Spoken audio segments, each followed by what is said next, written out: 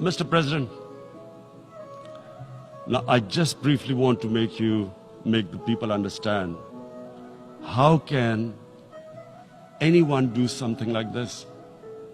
And for that, I have to explain to you what is RSS. RSS, Mr. Narendra Modi is a life member of RSS. RSS was an organization that was inspired by Adolf Hitler and Mussolini, came about in 1925. They believed in racial purity, racial superiority. They also believed they were an Aryan race like the Nazi believed they were an Aryan race. All that I'm saying can be verified.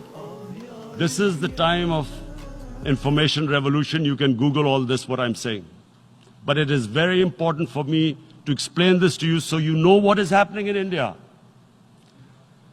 This RSS believed in the ethnic cleansing of Muslims from India.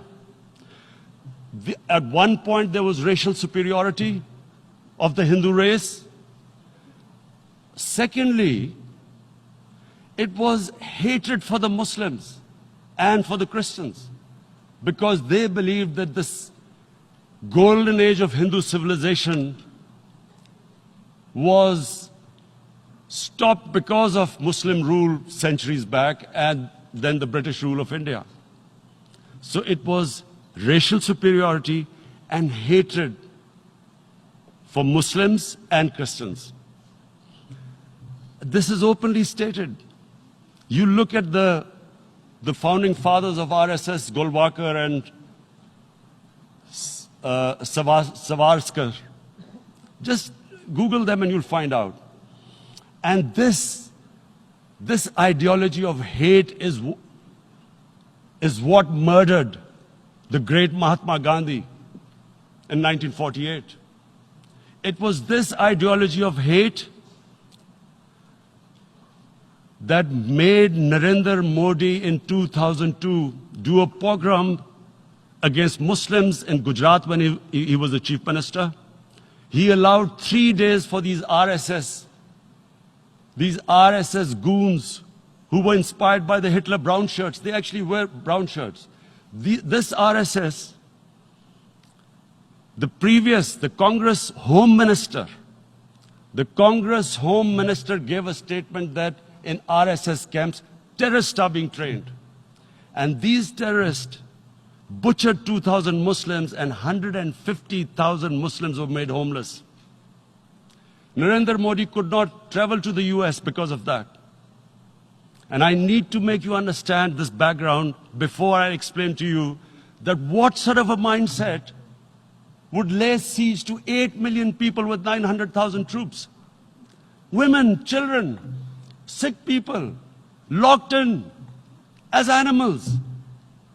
In fact, of what I know of England, if 8 million animals were locked in, the RSPCA would have made a lot of noise about it. These are human beings.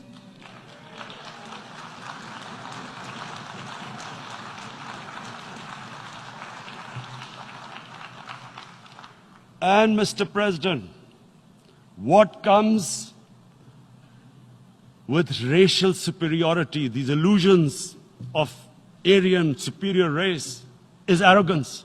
The two go together.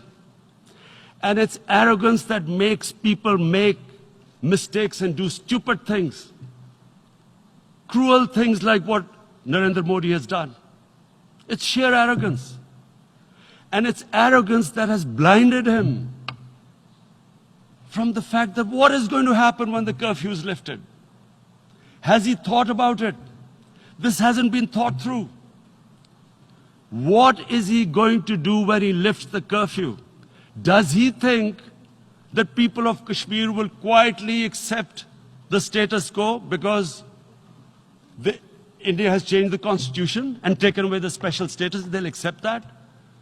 Mr. President, 100,000 Kashmiris have died in the past 30 years because they were denied the right given by the United Nations. the right for self-determination. 100,000 have died and 11,000 women have been raped. There are two United Nations human rights reports on this.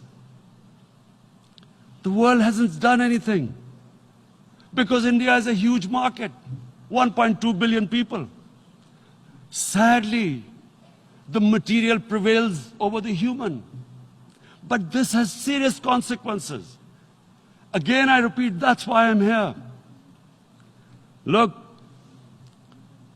what is going to happen when the curfew is lifted will be a bloodbath. The people will come out.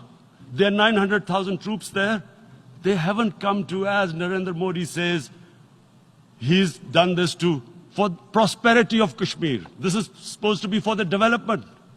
These 900,000 troops, what are they going to do when they come out? There'll be a bloodbath. Has he thought it through what happens then? Mr. President, has anyone thought that what happens when there is a bloodbath? What do you think the impact will have on people of Kashmir?